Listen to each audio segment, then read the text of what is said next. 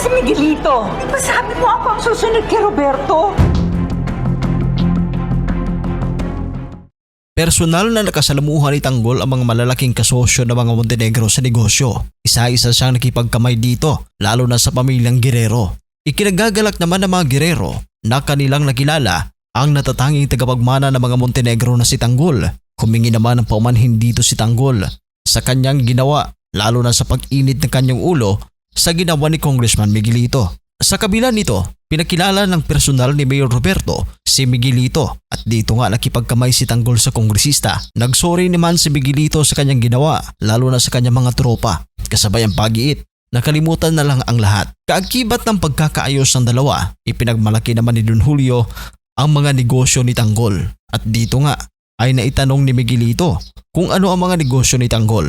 Sinagot naman ni Tanggol na ang kanyang mga negosyo ay nagbebenta ng mga high-end na mga sasakyan at mga diamante na ikinamangha naman ng kongresista. Inimbitahan naman ni Tanggol si Miguelito na magsadya sa kanyang lugar para maipakita ang kanyang mga negosyo at baka may magustuhan ito. Samantala, duda naman ng mga kaibigan ni Tanggol na baka onsihin lamang sila ni Congressman Miguelito, pero binigyan din ni Tanggol na magtiwala lamang sila sa kongresista.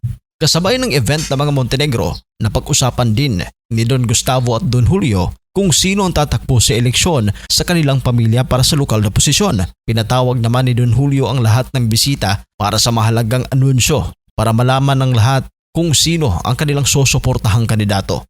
Pero bago ang anunsyo, masayang ibinahagi ni Olivia na naging makabuluhan ang huling termino ng kanyang kapatid na alkalde na si Mayor Roberto dahil na rin sa tulong ng mga Montenegro. Labis ang saya ni Olivia sa pag-aakala niyang siya ang ipakilala ng ama na tatakbong mayor ng Maynila. Pero nang inanunsyo ni Don Gustavo ang susunod na tatakbong mayor, ay itinuro niya ang kanyang apo na si Congressman Miguelito.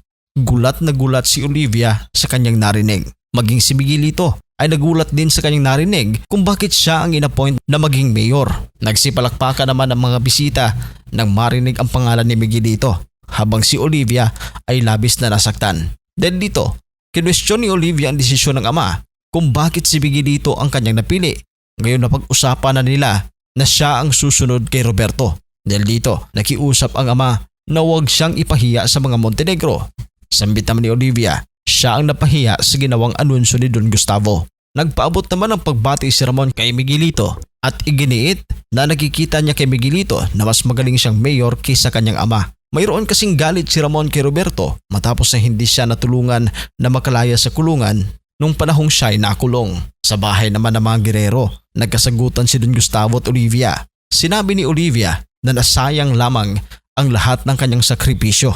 Ngunit pinaliwanag ng ama na mas matunog ang pangalan ni Miguelito kaysa kay Olivia. Maging si Mayor Roberto ay nagpaliwanag dahil ginawa ng papa ang desisyon para lalong tumibay ang kanilang pamilya para mahawakan ang buong Maynila. Sambit naman ng ina ni Miguelito na bakit wala silang tiwala sa kakayahan ni Miguelito, gayong napatunayan naman niya ang kanyang sarili sa Kongreso. Binara naman ito ni Pilar at sinabing huwag makialam dahil usaping pamilya ito. Ang mga Guerrero ay hawak sa leeg ng mga Montenegro. Ang mga Montenegro kasi ang malaking pinanser ng mga Guerrero lalo na pagdating sa eleksyon.